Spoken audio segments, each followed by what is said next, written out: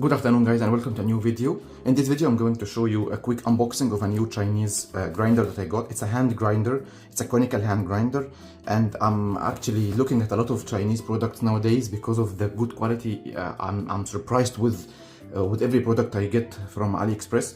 So I'm going to show you this quick one. This is a very cheap one, by the way, only $35, and it's supposed to be grinding for all coffee range. And what's good about it and what attracted me about it is that it has external grind adjustment for such a low price. So let me quickly show you how the unboxing looks like. So they ship it with this thing. I don't know what it is, like. Okay, looks nice. Good gesture from the seller. So let's see how the box looks like. Looks nice, like a nice quality. Wrapped very well with the bubble wrap. That's the grinder, manual coffee grinder. I don't know even the brand of it. It doesn't have a name. It's called manual coffee grinder, and this is manufactured in October 2023. All these things are made in China, definitely. So let's see how the components look like.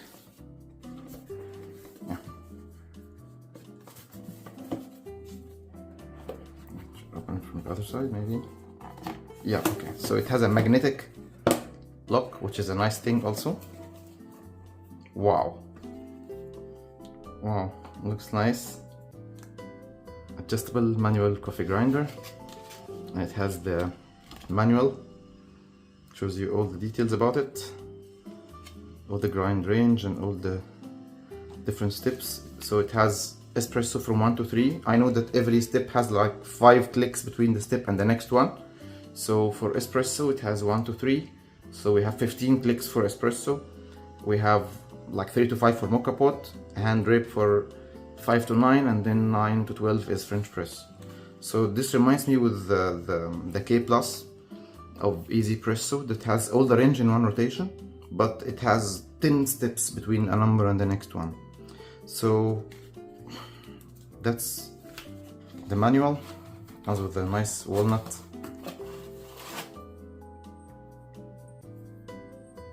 Crank, looks nice. Nice wood. And here comes the right piece of equipment we're looking for, which is the grinder itself. So the grinder is very small. If I compare it to another one, like for example, like the Poto that I got. The Poto is very big comparing to this one. So the Poto is the same size of the Easy Presso K Plus, and that's our grinder now. Very small one. Hopefully it produces good quality grinds, so I can take it out easily for pour overs and stuff. I see that there is engraving of the numbers. Yeah, they're engraved. And the texture here is nice. It doesn't come with any accessories, not even a brush, but that's because of the definitely because of the low price. This thing only cost me $35. So in my currency here, it cost me around 120 or 130 UAE dirhams. That's a very little amount for a hand grinder. Made of steel, stainless steel burrs, 7-core burrs, and external grind adjustment. So number one is the starting point. Very satisfying. Okay. One thing about it that I don't understand is that it doesn't go towards 2 and 3 and 4. It goes backward. I'm not sure if this is the closed position or what. So, okay, fine. So this is number one. Again, that's when it's already fully open. It doesn't have many rotations, just one rotation. But number 2 is the starting point. So I cannot go to number 1. Not sure how. That's how it looks from the bottom. And I think this is only enough for 18 grams dose or 20 grams maximum.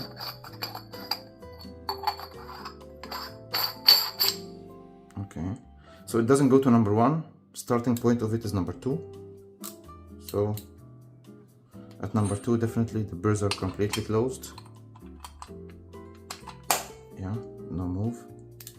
If I go to number 3, still a little bit of touching. Number 4.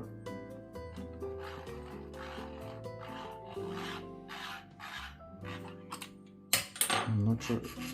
Yeah, so the Burr has a little bit of touching still at number 4. At number 3, definitely touches more. So I think from 4.1, the Burr starts to go freely without any touching. So let's see together what gonna be the grind settings at number 4.1 or 4.2 that we're stopping at right now. So at number 4, the Burrs have a little bit of touch. 4.1, nothing at all. So at 4.1, if I really grind some coffee beans, they should go finely.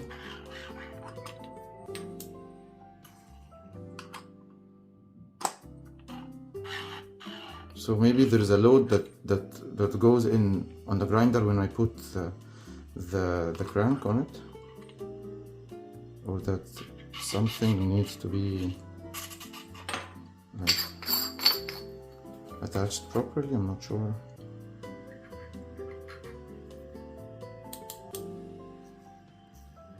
So this is number 5, no touching at all. So let's try number 5 and see how this thing is going to perform at number 5. So I'm going to weigh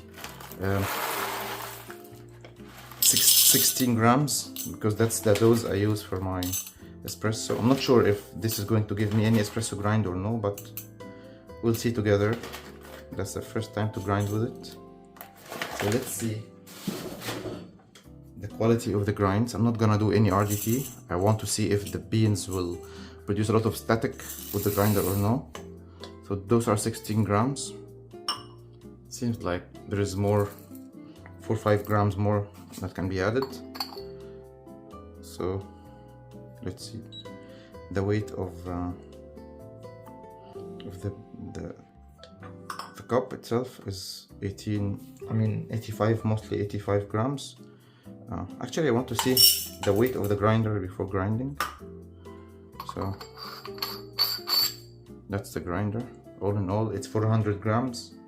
So comparing it to something like the Turin H40, the one that I have from Turin looks bigger, and of course it's heavier.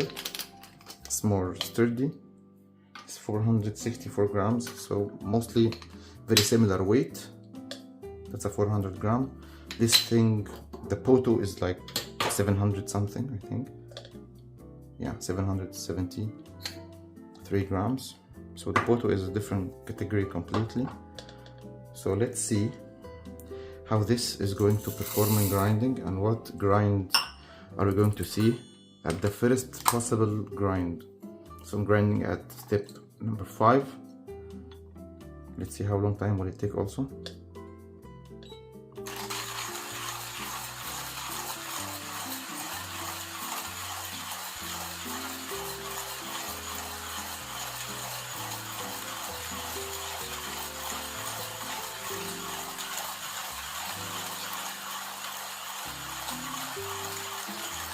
So grinding is easy, but I'm not sure what settings or how fine or coarse it is at number 5.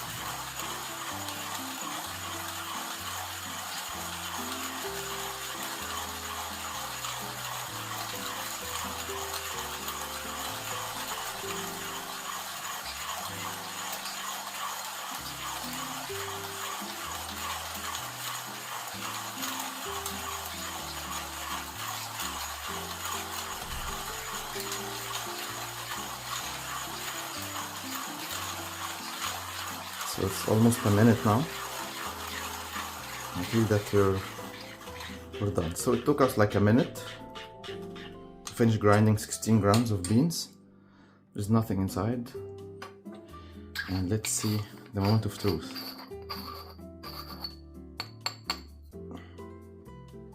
Not much grinds at all. No static, I would say.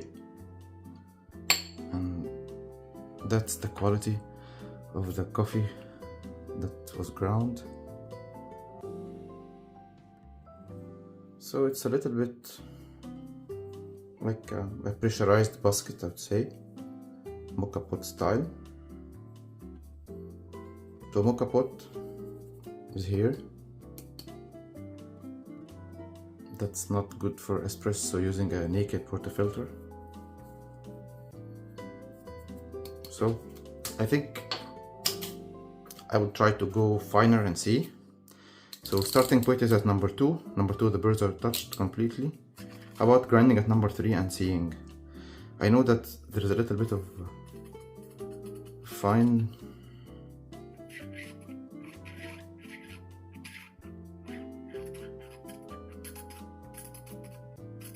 So maybe due to the cheap price, you get to see that the burrs might touch a little bit at some certain steps. But let's see what is number 3 about.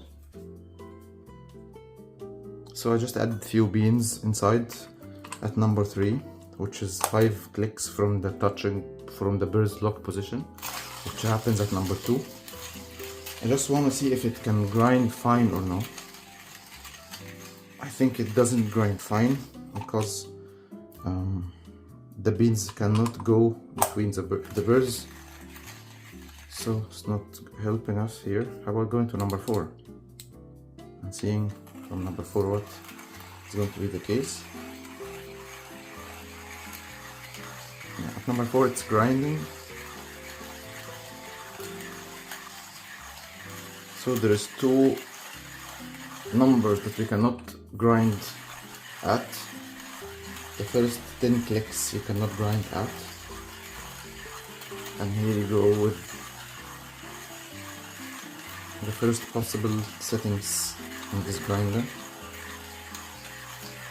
So I'm definitely not using it for espresso anyway, so a grinder like this should be good if you go for filter coffee, since you don't have a lot of range.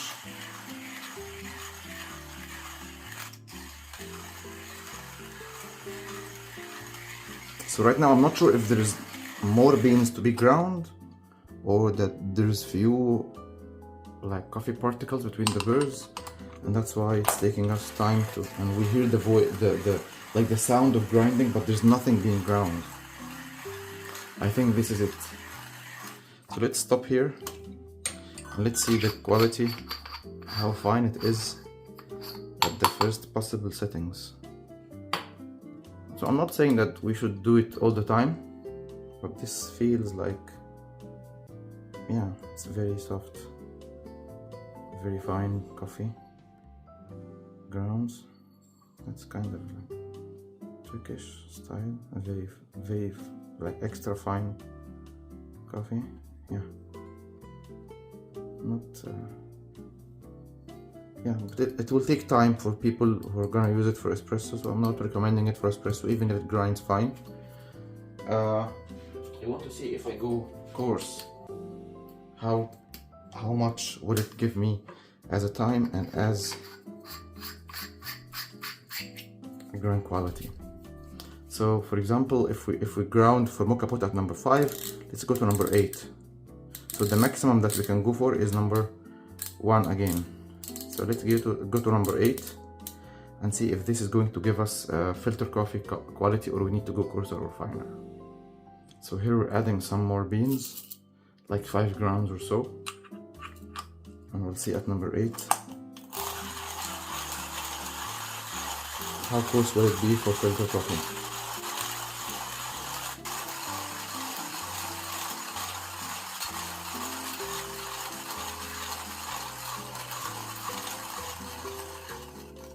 Yeah, so if you go coarser, it'll be very easy for you to grind with this grinder. It's anyway easy even for grinding fine, but I mean time wise it doesn't take any time.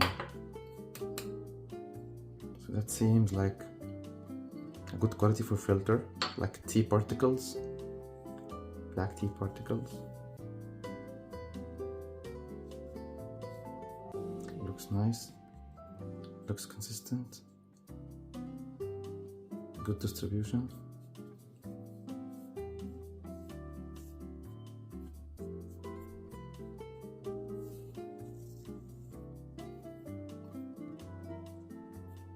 And for that price, I think it's not bad at all.